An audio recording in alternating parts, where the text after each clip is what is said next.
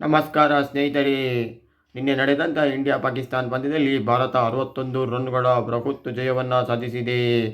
ಪಾಕಿಸ್ತಾನ ಹೀನಾಯವಾಗಿ ಸೋತಿದೆ. ನಿನ್ನೆ ಇಶಾನ್ ಕಿಶನ್ ಅದ್ಭುತವಾಗಿ ಆಡಿದರು. ತನ್ನ ಬ್ಯಾಟ್ನಿಂದ 77 ರನ್ ಬಂದಿತ್ತು.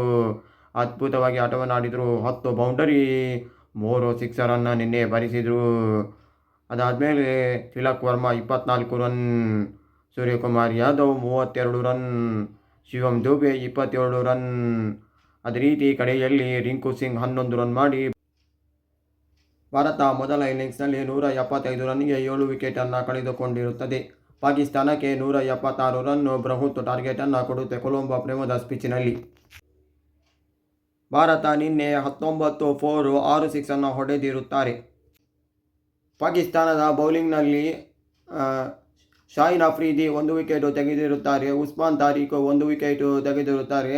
ಸಲ್ಮಾನ್ ಆಗ 1 ವಿಕೆಟ್ ತೆಗೆದಿರುತ್ತಾರೆ. ಸಯ್ಯದ್ ಅಯ್ಯಬ್ 3 ವಿಕೆಟ್ ತೆಗೆದಿರುತ್ತಾರೆ. ಬಾಕಿದವರೆಲ್ಲ ದುಬಾರಿಯಾಗಿರುತ್ತಾರೆ ಪಾಕಿಸ್ತಾನದ ಬೌಲರ್ಸ್ಗಳು. ಪಾಕಿಸ್ತಾನ ಶುರುವಿನಲ್ಲಿ ಬೇಗ ವಿಕೆಟ್ ಕಳೆದುಕೊಂಡಿರುತ್ತದೆ. ನಡುವಿನಲ್ಲಿ ಉಸ್ಮಾನ್ ಖಾನ್ ಮತ್ತು ಶಬಾದ್ ಖಾನ್ ಆಡಿರುತ್ತಾರೆ. ಉಸ್ಮಾನ್ ಖಾನ್ 44 ರನ್ ಮಾಡಿರುತ್ತಾರೆ.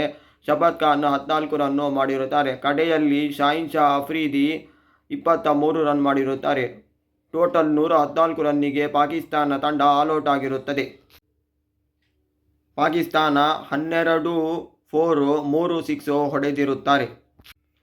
ಭಾರತದ ಬೌಲಿಂಗ್ ಪರವಾಗಿ ಹಾರ್ದಿಕ್ ಪಾಂಡ್ಯ 2 ವಿಕೆಟ್ ತೆಗೆದಿರುತ್ತಾರೆ. ಜಸ್ಪ್ರೀತ್ ಬುಮ್ರಾ 2 ವಿಕೆಟ್ ತೆಗೆದಿರುತ್ತಾರೆ.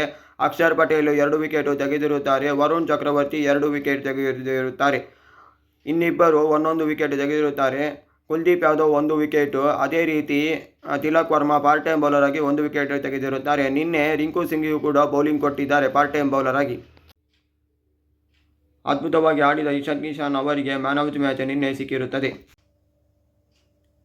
ಭಾರತ ಸೂಪರ್ 8 ಹಂತಕ್ಕೆ ಕ್ವಾಲಿಫೈ ಕೂಡ ಆಗಿದೆ. ನಿನ್ನೆ ಭಾರತ ಅದ್ಭುತವಾಗಿ ಆಡಿ ಪಾಕಿಸ್ತಾನವನ್ನು ಸೋಲಿಸಿದೆ.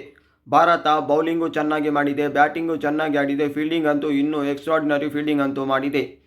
ಇದೇ ರೀತಿ ಕನ್ನಡದಲ್ಲಿ ಸ್ಪೋರ್ಟ್ಸ್ ಕಂಟೆಂಟ್ ಬೇಕಂದರೆ ನನ್ನ ಚಾನಲ್ಗೆ ಸಬ್ಸ್ಕ್ರೈಬ್ ಮಾಡಿ, ದಯವಿಟ್ಟು ಶೇರ್ ಕೂಡ ಮಾಡಿ. ಇಲ್ಲಿಗೆ ವಿಡಿಯೋ ಕೊನೆಗೊಳಿಸುತ್ತಿದ್ದೇನೆ.